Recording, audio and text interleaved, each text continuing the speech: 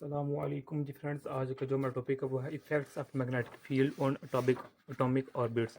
हम लोगों ने एक सीरीज़ स्टार्ट की हुई है। इस सीरीज़ में ईएमटी की इलेक्ट्रोमैग्नेटिक थ्योरी 1 की। तो इस सीरीज़ में हम इन टॉपिक्स पर पिछली वीडियोज़ में बात कर चुके हैं। अब लोग ये देखते जाएँ। तो छठा चैप्टर है हमारे पास आज के जो जिसमें हम वीडियोस देखने लगे हैं। तो छठे चैप्टर में हमारे पास मैग्नेटिक फील्ड इन मैटर है। तो इसमें हमारे पास आज की वीडियो है वो 42 है, 42वीं वीडियो है, effects of magnetic field on atomic orbits. Next video में हम इंशाल्लाह रहमान इन टॉपिक्स पर बात करने की कोशिश करेंगे। तो आइए आज के टॉपिक को स्टार्ट करते हैं। बिस्मिल्लाहिर्रहमानिर्रहीम, सल्लल्लाहु अला मुहम्मद सल्लल्लाहु अलैहि व आलिहि वसल्लम। अब चूँकि हम फॉलो कर रहे हैं जो ग्रिफ्थ की बुक है उसको, तो आइए इसको बुक पर ही फॉलो करते हैं। तो सबसे the effect of magnetic field on atomic orbits. Okay, electrons not only spin they also revolve around the nucleus. अच्छा जी, for simplicity let's assume the orbit is a circle of radius r figure 9। अब ये देखो मेरे पास ये figure 9 है। Figure 9 में क्या बताया गया, ये मेरे पास सर्कल है जिसका रेडियस r है। यहाँ से लेकर यहाँ r है, यहाँ से लेकर यहाँ तक r है। और ये मेरे पास एक इलेक्ट्रॉन है जो कि रिवॉल्व कर रहा है इस एस से, और ये इसकी वेलोसिटी है, और ये z एक्सिस है। ओके, यहाँ हमने एक्सटर्नल मैग्नेटिक फील्ड अभी अप्लाई नहीं किया। और ये मेरे पास डाइपोल मोमेंट, अभी हम देखेंगे लास्ट में ये डाइपोल मोमेंट किस तरह है। तो मेरे पास ये इलेक्ट्रॉन है, ये चार्ज है जो कि रिवॉल्व कर रहा है एक न्यूक्लियस के गिर्द। न्यूक्लियस क्या है, हमारे पास प्रोटॉन है, पॉजिटिव चार्ज है, उसके गिर्द मेरे पास रिवॉल्व कर रहा है। यानी कि ये देखे ना कि ये सिर्फ इलेक्ट्रॉन की प्रॉपर्टी नहीं है कि वो स्पिन करे। अब चूंकि हमने क्वांटम मैकेनिक्स में हम इस चीज़ को स्टडी किया हुआ है कि क्वांटम मैकेनिक्स जो 1 है उसका अल्हम्दुलिल्लाह हम सीरीज मुकम्मल कर चुके हैं। तो उसमें हमने देखा था कि ये मेरे पास एक क्वांटम पार्टिकल है। क्वांटम पार्टिकल वो पार्टिकल होता है जिसके साथ वेव भी एसोसिएटेड होती है, और पार्टिकल नेचर भी, एक ड्यूल नेचर होती है, उसमें वेव भी होती है और पार्टिकल नेचर भी होती है। उसको हम क्वांटम पार्टिकल नाम देते हैं। ये क्वांटम पार्टिकल स्पिन करता है, ये पार्टिकल ये स्पिन कर रहा है, अपने एक्सिस के गिर्द घूम रहा है। तो यहाँ ये बताया गया है कि इलेक्ट्रॉन्स नॉट ओनली स्पिन, कि इलेक्ट्रॉन सिर्फ अपने एक्सिस के गिर्द घूमते नहीं हैं। यानी कि अगर हम यहाँ का देखें कि इसका एक्सिस सपोज करते मेरे पास ये है, तो इलेक्ट्रॉन इससे सिर्फ अपने एक्सिस के गिर्द घूमता नहीं रहता बल्कि वो रिवॉल्व भी करता है न्यूक्लियस के गिर्द। न्यूक्लियस के गिर्द मतलब क्या है कि प्रोटॉन के गिर्द। ओके, यही बताया गया है। यही न्यूक्लियस है, ये प्रोटॉन कह ले, जो मर्जी कह लें इसको। अच्छा जी, although technically this orbit motion does not constitute a steady current। Okay, यानी कि इसमें ये बताया गया है कि जो टेक्निकली जो मेरे पास ये इलेक्ट्रॉन है जो ये मूव कर रहा है, ये स्टेडी करंट कंटेन नहीं किए हुए है। इसका आंसर भी हमने लास्ट पिछले चैप्टर में दिया हुआ है कि जब हम मैग्नेटोस्टैटिक्स की बात करते हैं तो मैग्नेटोस्टैटिक्स में जब सिंगल पार्टिकल होता है, सिंगल चार्ज होता है, सिंगल इलेक्ट्रॉन होता है, उसकी वजह से कोई भी मैग्नेटिक फील्ड, मैग्नेटिक फोर्स नहीं होती, कोई भी स्टेडी करंट नहीं होता। हाँ, अगर एक सिंगल चार्ज उसको हम इलेक्ट्रोस्टैटिक्स में देखें तो उसकी वजह से उसकी वजह जो होती है इलेक्ट्रिक पोटेंशियल भी होती है, इलेक्ट्रिक फील्ड भी होती है। लेकिन मैग्नेटोस्टैटिक्स में एक सिंगल पॉइंट चार्ज की वजह से, एक सिंगल चार्ज की वजह से, एक सिंगल न्यूक्लियस की वजह, सिंगल इलेक्ट्रॉन की वजह से, न्यूक्लियस की वजह से स्टेडी करंट नहीं होता। ये हमने डिटेल में डिस्कस किया हुआ है लास्ट वीडियोज में। ओके, तो अब ये आगे क्या लिखा हुआ है, in practice the period time is equal to 2πr/v। Okay, 2π circle का सर्कमस्टांस है, आर रेडियस है जो कि ये है हमारे पास, और v क्या है, वेलोसिटी है इलेक्ट्रॉन की जिससे वो मूव कर रहा है। Is so short that unless you blink absurdly fast it's going to look like a steady current.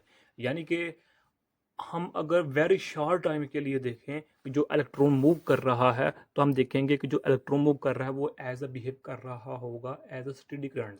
यानी कि इस सिंपल वर्ड्स में हम ये कह सकते हैं कि सपोज कर लेते हैं, हालांकि ऐसा होता नहीं है, लेट कर लेते हैं, अज्यूम कर लेते हैं हम।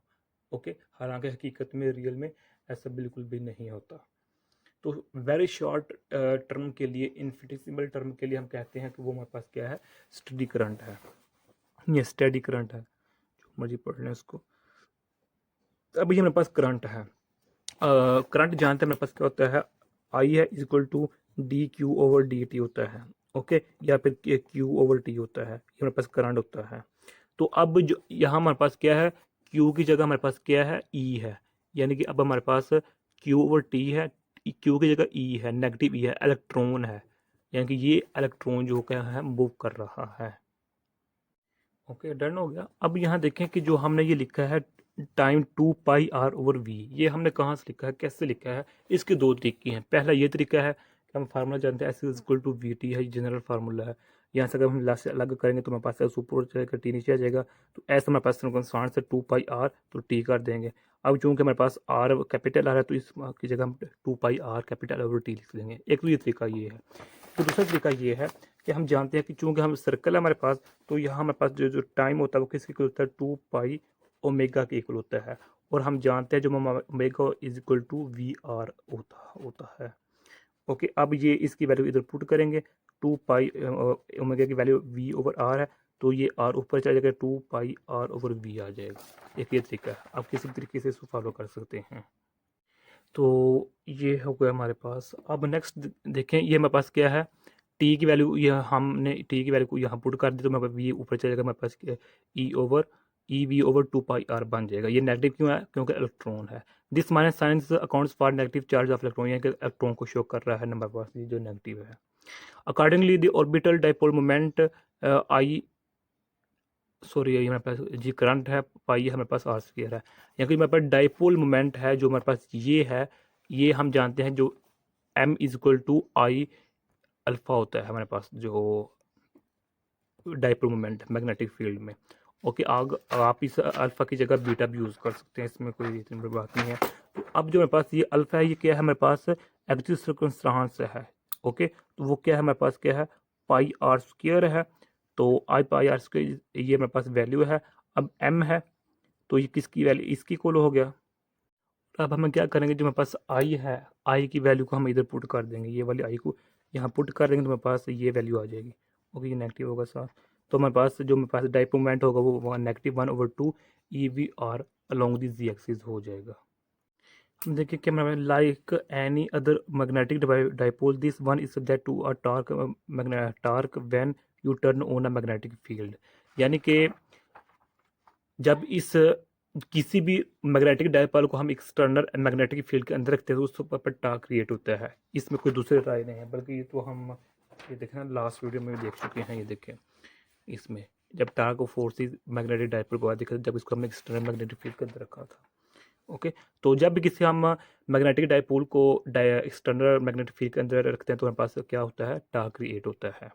तो इसी तरह हमारे पास इधर भी टार्क क्रिएट होगा, but it's a lot harder to tile the entire orbit than it is the spin. So the orbital motion contributes to the paramagnetism is small. There is however a more significant effect on the orbital motion.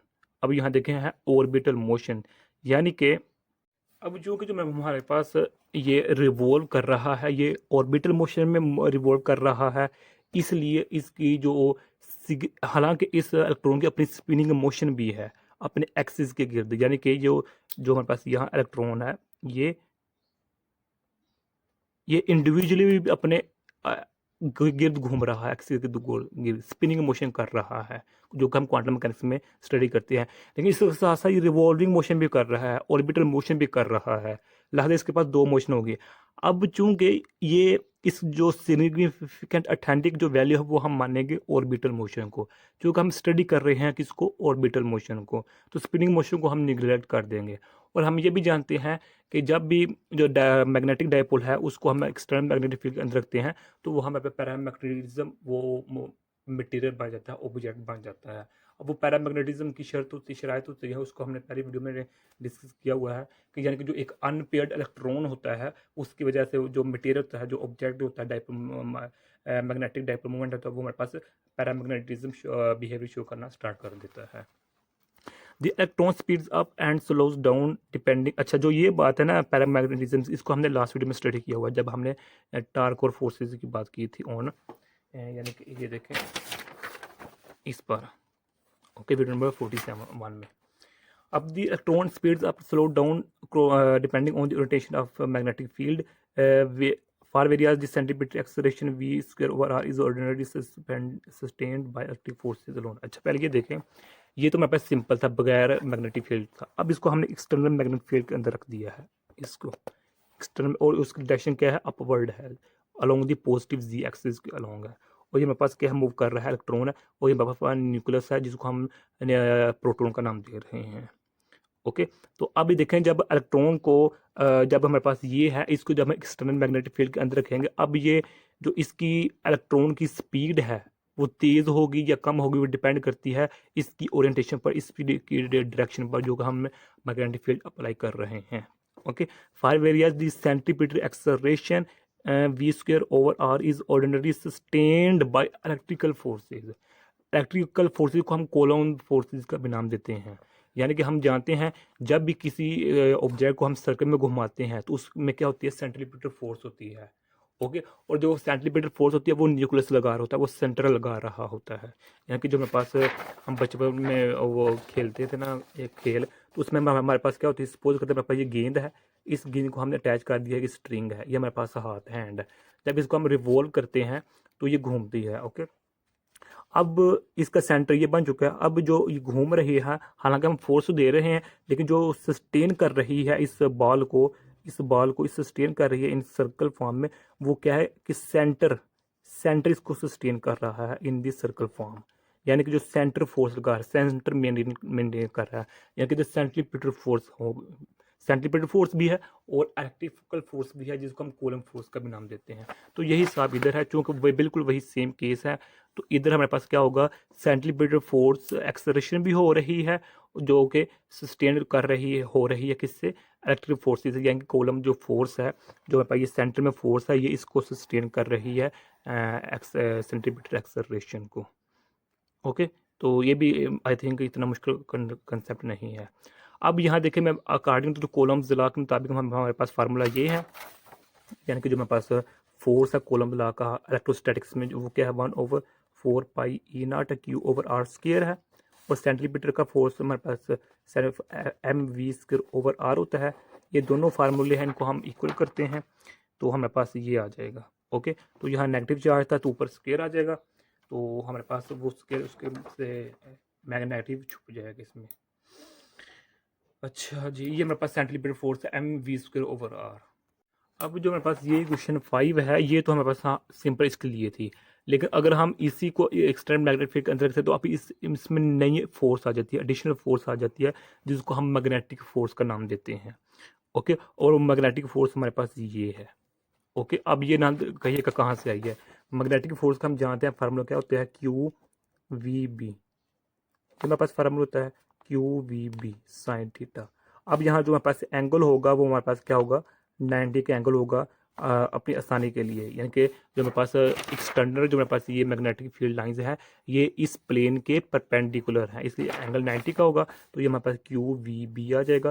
Q हमारे पास क्या charge है जिसको हम ई से denote कर रहे हैं, तो हमारे पास ये मैग्नेटिक फोर्स हो जाएगी। ओके, तो अब क्या होगा हमारे पास, ये मेरे पास सॉरी मेरे पास ये भी आना है नेगेटिव भी, क्योंकि हम इलेक्ट्रॉन की बात कर रहे हैं तो नेगेटिव भी आएगा। तो फॉर ये परपेंडिकुलर ऑर्बिट्स, अब ये इक्वेशन 5 से हम इक्वेशन 6 में किस तरह गए कि अब एक जो फोर्स है वो ऐड हो चुकी है इसमें। ओके, इक्वेशन 5 में इक्वेशन 6 में आ चुके हैं। अब यहाँ एक क्वेश्चन उठाया जा सकता है, वो क्वेश्चन ये है कि चूंकि यहाँ तो नेगेटिव है, जब इस फोर्स को मैग्नेटिक फोर्स को हम यहाँ ऐड करेंगे तो फिर यहाँ नेगेटिव आना चाहिए, तो यहाँ लेकिन पॉजिटिव क्यों आया है। इस क्वेश्चन का आंसर ये है कि जब हमने सिर्फ ये सिंपल केस था बगैर मैग्नेटिक फील्ड के, तो हमारे पास इक्वेशन ये आई थी, लेकिन जब इसको हमने एक्सटर्नल मैग्नेटिक फील्ड के अंदर रख दिया तो अब जो हमारे पास इलेक्ट्रॉन की रिवॉल्विंग है, मोशन है, वो तेज़ हो जाएगी, स्पीड तेज़ हो जाएगी। ओके, और उस स्पीड को हम नाम दे रहे हैं v' का।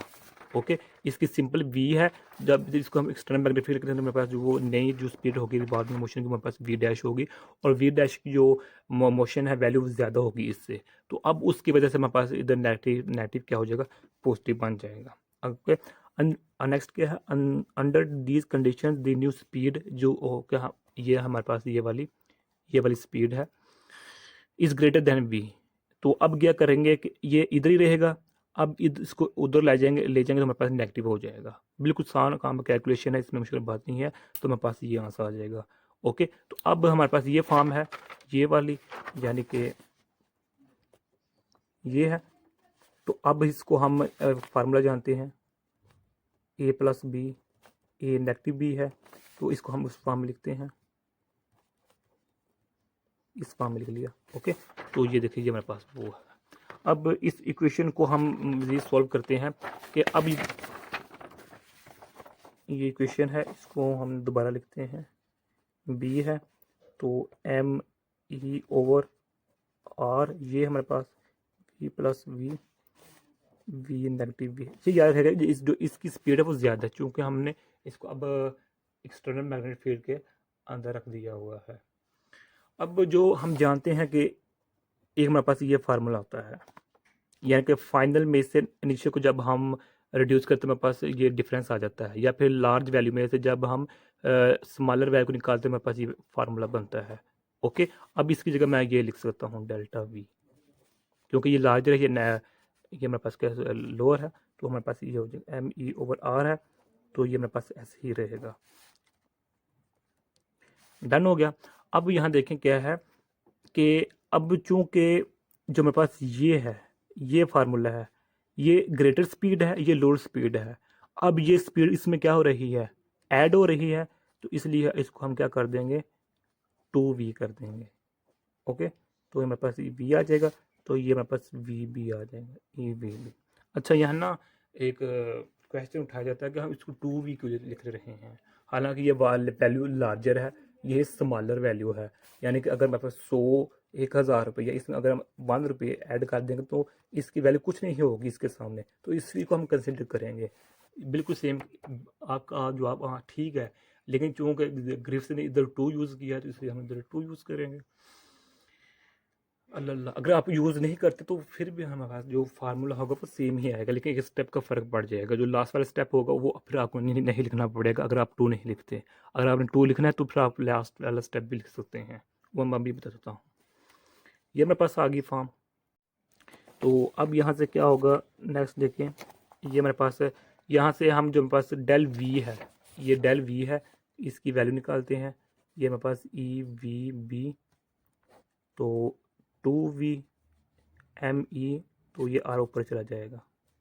ओके, तो अब यहाँ ये देखिए, यहाँ हमारे पास स्कोर पर बार आएगा, क्योंकि बड़ी वैल्यू है ना, इसलिए यहाँ पे अब ये इससे क्या हो जाएगा, कैंसिल आउट हो जाएगा। मेरे पास ये बन जाएगा e b r over 2m e, ये मेरे पास आ जाएगा। ओके, तो यही मेरे पास यहाँ से इधर लिखा हुआ है, ये देखें। अब चूँकि वेलोसिटी चेंज हुई है, यानी कि अब इसको जब हमने इसको एक्सटर्नल मैग्नेटिक फील्ड के अंदर रखा तो हमारे पास ये वेलोसिटी चेंज हुई है, वेलोसिटी के अंदर तब्दीली आई है, तो इसका मतलब हुआ कि जो मैग्नेटिक डायपोल है मूवमेंट है, यानी कि when b is turned on the electron speed up, इसकी अब इलेक्ट्रॉन की स्पीड तेज़ हो गई है, वी डैश हो गई है, यानी वी बार हो चुकी है। A change in orbital speed means a change in dipole movement, यानी कि इसका मतलब क्या हुआ कि अगर वेलोसिटी में चेंज आ गई है तो इसका मतलब है डायपोल मूवमेंट में भी चेंज आ गई है। तो अब जो ये वैल्यू है, इस वैल्यू को हम इधर पुट कर देंगे जो मेरे पास है इसमें। ओके, तो v की जगह हम डेल्टा v लिखेंगे। अब डेल्टा v की वैल्यू को इधर पुट करेंगे तो मेरे पास ये आंसर आ जाएगा। तो यही आज का हमारा आंसर टॉपिक था। अगर आप लोगों ने अभी तक हमारा चैनल पाक MN अकेडमी इसको सब्सक्राइब नहीं किया तो प्लीज़ सब्सक्राइब कर दे। जज़ाकल्लाह खैरा। अपनी दुआ में याद रखिएगा। अस्सलाम वालेकुम व रहमतुल्लाहि व बरकातुहू।